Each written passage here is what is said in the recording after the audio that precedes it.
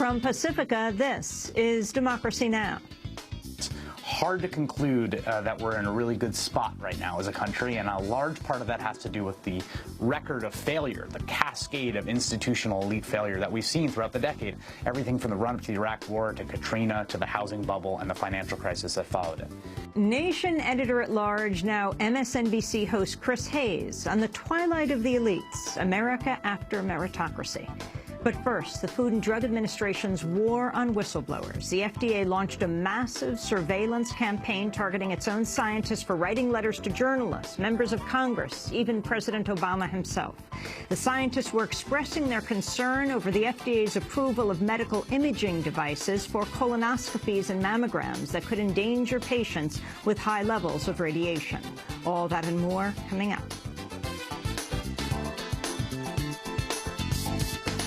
Welcome to Democracy Now!, democracynow.org, The War and Peace Report. I'm Amy Goodman. A Senate report has found lax controls and inadequate oversight allowed Mexican drug cartels and firms linked to terrorism to use the banking giant HSBC to funnel money into the United States. The report found loose protections at HSBC's U.S. unit provided a, quote, gateway for terrorists to gain access to U.S. dollars and the U.S. financial system.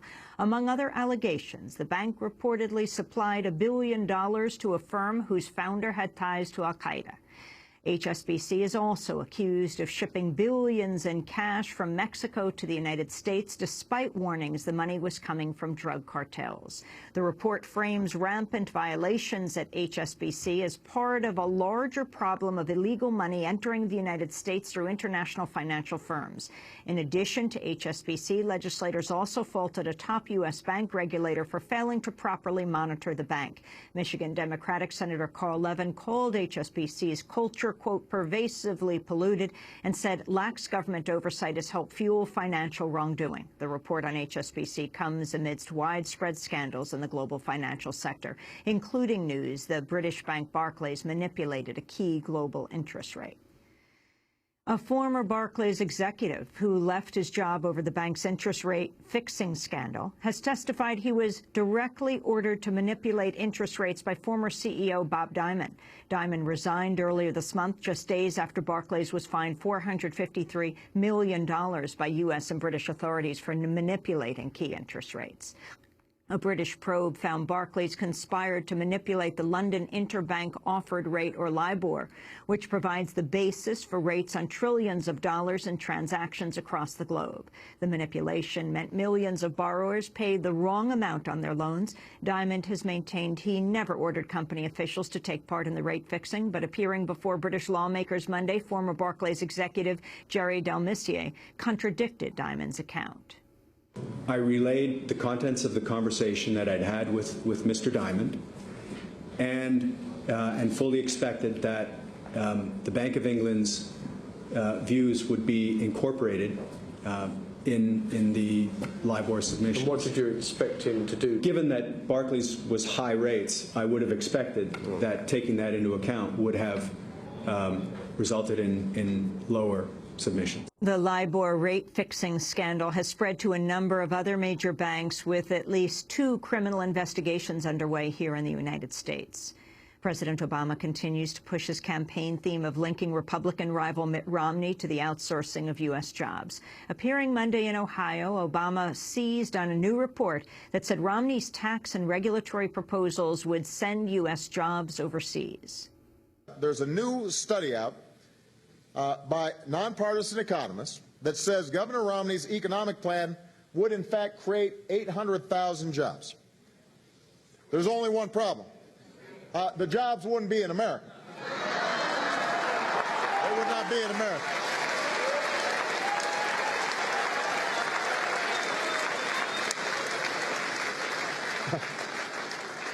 They'd be in other countries.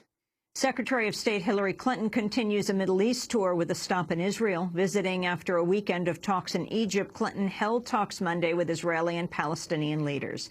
At a news conference in Jerusalem, Clinton said Iran's latest proposals on its nuclear program are non-starters and stressed the U.S. and Israel should share the same stance on confronting the Iranian government. As to the diplomatic track, I made very clear that the proposals we have seen from Iran thus far within the P5+1 negotiations are non-starters.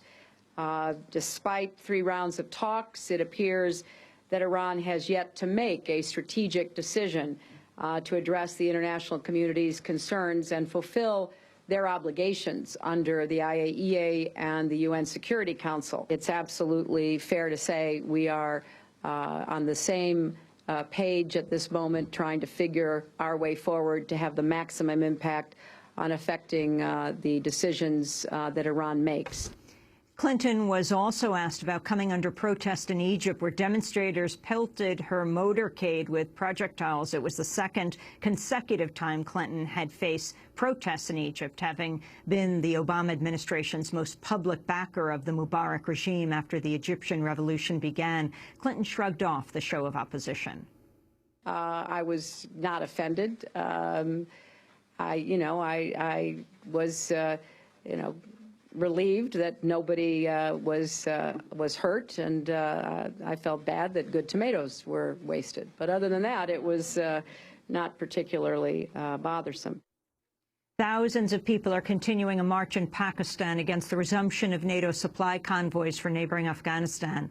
The convoys resumed after the Obama administration apologized for an attack that killed 24 Pakistani troops in November.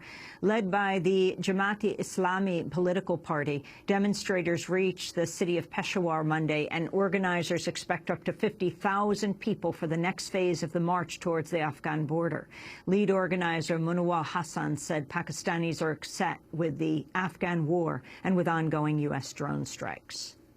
People are protesting and agitating and voicing their views that NATO supplies should be stopped, drone attacks should be stopped, and if Americans are friendly towards Pakistan, they should behave that way. U.S. forces have killed an Indian fisherman and wounded 3 others in a shooting off the coast of Dubai. The U.S. Navy says it opened fire after the victim's fishing boat ignored orders to steer clear of a U.S. ship. The Indian government's calling on the United Arab Emirates to investigate. Prosecutors in the Indian Ocean state of Maldives have ordered the country's ousted former President Mohammed Nasheed to stand trial. Nasheed is being charged for ordering the arrest of a judge appointed by Maumoon Abdul Gayoom, who ruled the Maldives for 30 years before Nasheed became its first democratically elected president in 2008. Nasheed was ousted earlier this year in what he's described as a coup at gunpoint by Gayoom's supporters. Nasheed's backers say the latest charges are a politically motivated attempt to thwart his candidacy in new elections. To see our interview with President Nasheed after he was ousted, you can go to democracynow.org. Tens of thousands of people marched in Tokyo Monday in Japan's largest protest against nuclear power since last year's Fukushima disaster. Japan halted nuclear production earlier this year for the first time since the 1970s, but recently resumed operations by bringing a shuttered plant back online. Organizers say up to 170,000 people took part in Monday's protest. A female relative has accused George Zimmerman, the killer of the unarmed black teenager Trayvon Martin, of molesting her over a 10-year period. The unnamed woman says the abuse began when she was 6 years old and Zimmerman was 8, lasting until she was 16. The woman says she came forward to prosecutors early on in their probe of Zimmerman to disclose her knowledge of his family's bias against African Americans. On newly released recordings, the woman says she was concerned Zimmerman had killed Trayvon Martin because Trayvon was black. I was afraid that he had done something because the kid was black.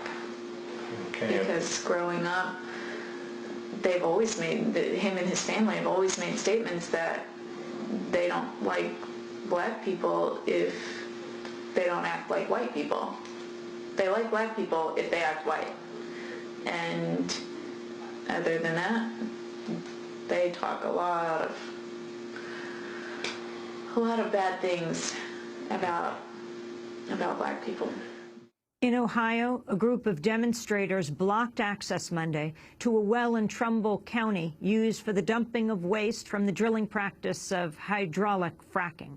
The protesters rallied to call for increased testing and monitoring of wastewater from fracking sites after a spill in a residential area earlier this month. At least 3 people were detained in Monday's action. And casino magnate Sheldon Adelson, the biggest Republican donor in the 2012 election, has come under new scrutiny for possible violations of federal anti-bribery law and ties to Chinese organized crime. The potential violations stem from Adelson's efforts to build casinos and other projects in Macau. An investigation by the University of California, ProPublica, and PBS Frontline found Adelson may have violated the Foreign Corrupt Practices Act when he instructed a top executive to give $700,000 to a Macau legislator who aided his company's efforts there. Officials are also probing possible ties between Adelson's company, Las Vegas Sands, and Chinese organized crime. The projects in Macau helped Adelson amass a personal fortune estimated at $25 billion. He has given tens of millions of dollars to Newt Gingrich, Mitt Romney, and other Republican causes, and has spoken of spending upwards of $100 million to defeat President Obama in the next election. And those are some of the headlines. This is Democracy Now!, democracynow.org, The War and Peace Report. I'm Amy Goodman.